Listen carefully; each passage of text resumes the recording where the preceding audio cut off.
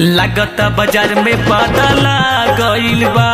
अच्छा पूजा के सामान दोसर आ गइल बा। ऐसे कैसे करेंगे? अरे का बताए ससी जवाहिर देरी जनी करी छूटल बट जमलाई यही घड़ी। हल्ला जन कर हम लावतन जी। अच्छा लावतन जी भूल कर पिया भूल जत बानी जी कि नरिया चुनरी के आनी जी। भूल कर पिया भूल जत बानी जी कि नरिया चुनरी के आनी जी।